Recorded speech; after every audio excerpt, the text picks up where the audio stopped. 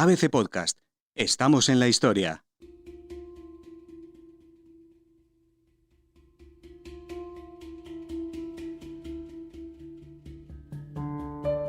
Francisco García Escalero, conocido como el Matamendigos, fue un asesino en serie que cometió sus homicidios en el Madrid de los años 80. Tenía una voz ronca y monocorde, a la vez que firme, con la que nunca tuvo problemas en narrar ante las cámaras las tropelías que le habían hecho acabar en un psiquiátrico bajo una estricta vigilancia. Lo maté. Estuvimos bebiendo en un parque al lado del cementerio y tomando pastillas. Me las pedí al cuerpo para poder hablar mejor. Luego le dije dónde íbamos a dormir. Y en el cementerio sentí las fuerzas. Me daban impulsos. Cogí una piedra y le di en la cabeza. Luego le quemé con periódicos y me fui a dormir al coche. Al día siguiente, al hospital. Ahora me siento con la mente en blanco, como si estuviera muerto. En 2013, García Escalero tenía apariencia de abuelo entrañable. Le caracterizaba su poco pelo, una enorme barriga y una barba de 3 días. Pero, detrás de esa imagen, había hechos escalofriantes y pensamientos que se alejaban de lo entrañable. Detrás de esa imagen se escondían 11 asesinatos premeditados y una infancia traumática. Desde pequeño había sentido una atracción especial hacia los cadáveres y los cementerios, tal vez por haber vivido durante su niñez junto al cementerio de la Almudena. Tanto era su afán que, una vez, se coló en un camposanto, abrió 3 ataúdes y puso los restos de pie, como si estuvieran vivos. De pequeño ya tenía ideas raras. Paseaba por las noches con un cuchillo. Me gustaba entrar en casas abandonadas y no sé por qué. Miraba por las ventanas de los pisos para ver a las mujeres y a las parejas de novios. Me masturbaba. A este escalofriante y controvertido personaje se enfrentó, ese mismo verano, el doctor en Psicología de la Salud Juan Ramón Pereira do Campo.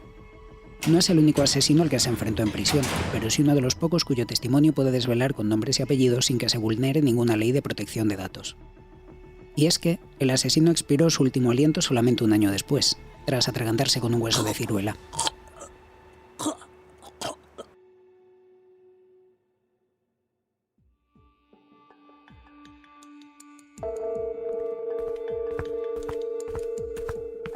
Do Campo estuvo durante 2 años visitando varios centros penitenciarios, analizando cada detalle de estos peligrosos asesinos. El proyecto de investigación lo llevé a cabo entre el año 2013-2015.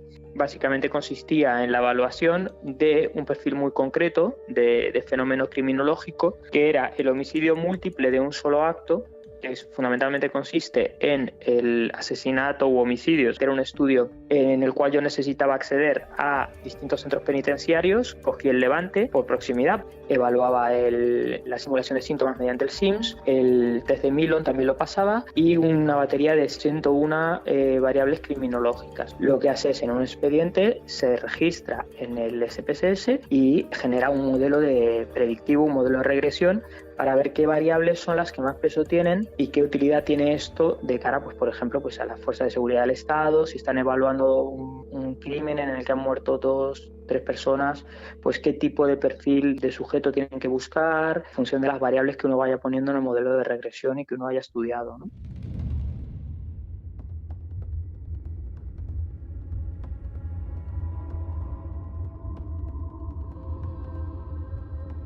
El doctor do Campo recuerda el olor de la psicopatía, los largos y fríos pasillos de las prisiones y sanatorios. Recuerda también las sensaciones de respeto que se le impregnaban en el pellejo cuando le tocaba entrevistar a sus pacientes. Todos ellos, los asesinos más prolíficos y escalofriantes del país.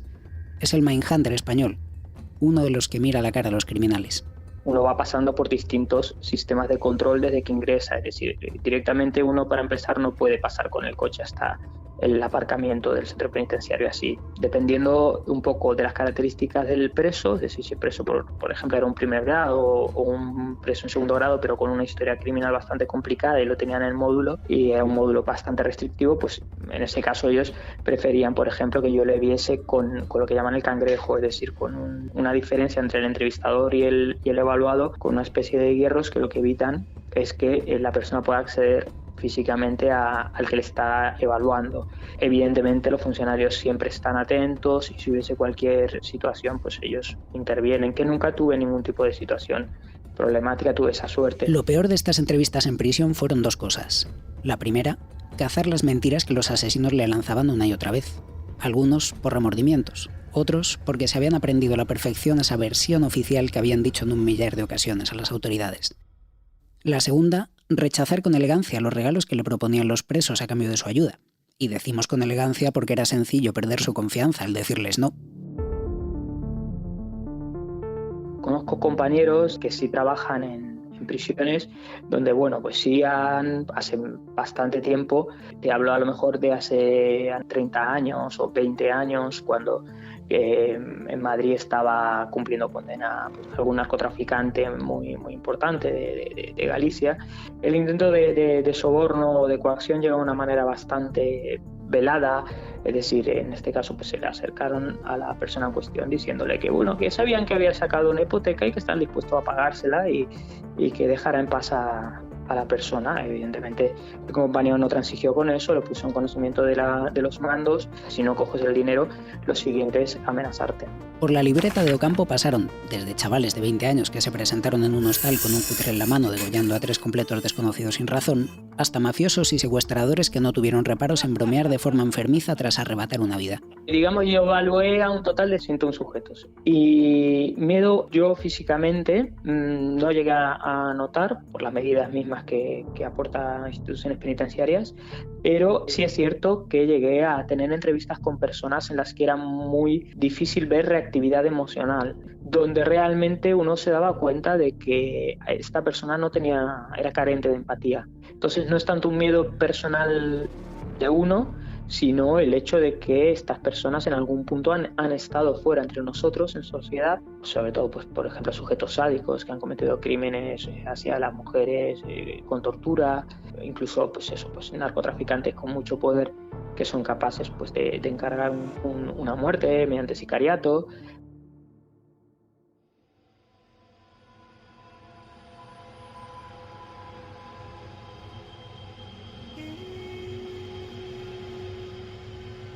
García Escalero fue una de sus muecas más marcadas.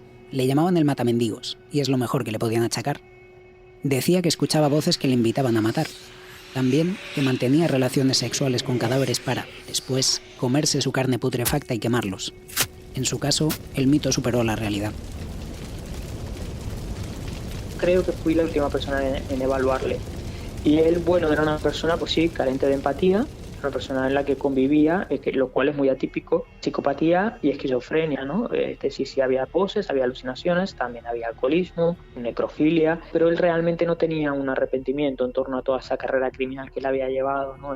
Me comentó que su intención cuando saliese, que ya lo había hablado y lo había dicho y lo decía a todo el mundo, que él cuando saliese lo que quería era irse a Canal Nou a que le hicieran una película sobre su vida y que se llamase Mendigo Asesino, una historia espeluznante, ¿no? Que fue un sujeto bastante curioso. De hecho, es muy raro que un sujeto que uno está evaluando por un tema científico te diga que bueno, que puedes hablar abiertamente de él y de lo que ha hecho o no ha hecho y demás, ¿no? Porque generalmente ellos lo que primero que te dicen es que la privacidad es fundamental.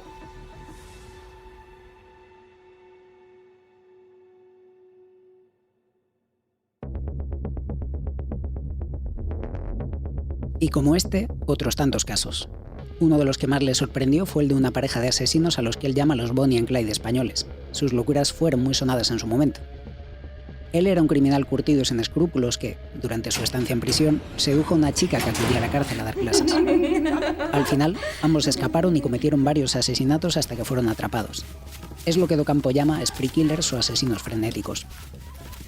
Son personas que asesinan pues, en una carrera criminal donde no hay un enfrentamiento, pero no se detienen y van saltando de víctima en víctima sin que haya ese periodo, ¿no? Y van robando en una casa, arbitrariamente matan a quien se encuentran. Y en cuanto a por qué me llaman la atención este tipo de sujetos, es precisamente por la peligrosidad, ¿no?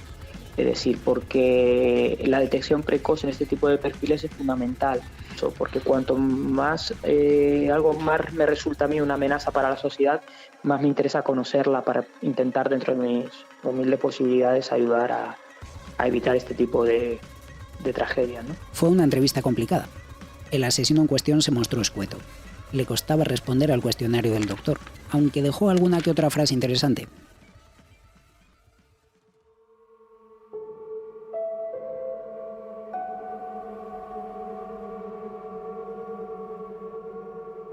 Son personas que han hecho algo terrible, pero no son malas personas, ¿no? Es decir, porque se puede llegar a hacer algo terrible, se puede llegar a asesinar a alguien sin ser un psicópata. La motivación humana es multifactorial y uno puede llegar a cometer un crimen sin ser un psicópata, ni un psicópata sádico, por distintos motivadores. Y cuando uno llega a comprender determinadas situaciones, no es que empatice, pero bueno, su perspectiva cambia porque el ser humano está preparado para entender las cosas en términos categoriales, no tanto dimensionales. Buenos, malos, asesino malo, víctima buena. Llegar a empatizar con un asesino de estas características es muy difícil, sobre todo cuando la magnitud de sus crímenes es algo irreversible, aunque a veces esto se puede explicar desde un punto de vista científico.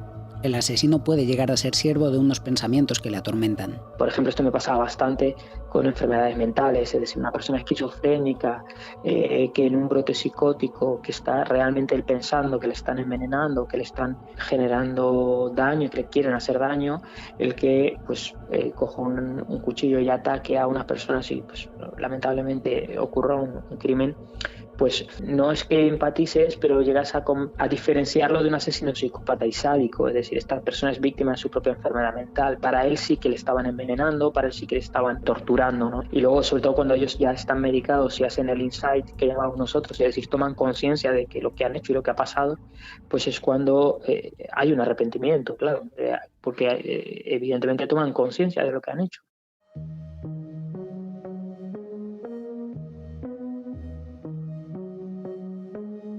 Los Bonnie and Clyde españoles descorcharon la barbarie en la zona del Levante y Andalucía. Pero de ahí nos vamos a Murcia, el lugar donde otro de los asesinos entrevistados por el doctor Docampo sembró el terror perpetrando sus crímenes. El psicólogo insiste, no deis nombres ni demasiados datos, así que llamaremos a este sujeto el boxeador, porque, como nos recuerda, la lista de locos con este apodo es casi tan larga como la de los Reyes Godos. Lo del boxeador se pareció más a una batalla campal. El día de autos, el boxeador recibió en su casa a varias personas. Hasta aquí todo normal. Pero lo que empezó como una conversación amable terminó en locura. De la nada, nuestro protagonista sacó una pistola y asesinó a tiros a uno de sus acompañantes. Al resto les impidió salir de la vivienda.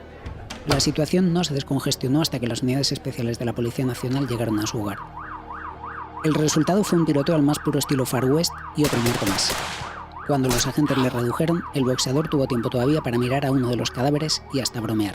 Oye, ponle una copa a este, que está muy serio. Era una persona bastante dura, un perfil bastante pues, de ámbito pues, de delincuencia semi-organizada, y una persona dura, un trato fuerte, una persona que no se había dejado doblegar por la institución penitenciaria, y bueno, pues hasta cierto punto, a ver, era una persona abordable, no una persona díscola, no una persona hostil en lo que era el trato y en la evaluación con la entrevista. Sería quizás de las últimas personas a las que yo le debería dinero.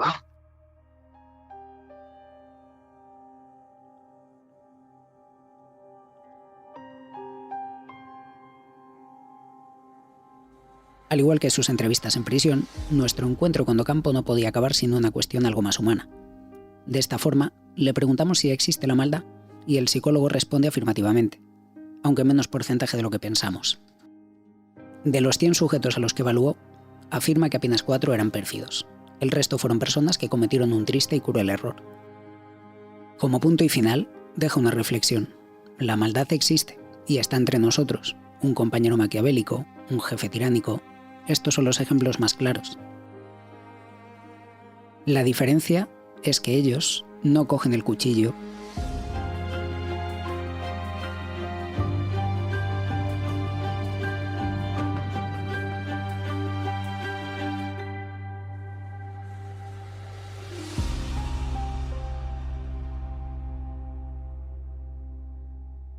Puedes escuchar todos los episodios en abc.es, iVoox, Cuonda, Spotify, Apple Podcast y Google Podcast.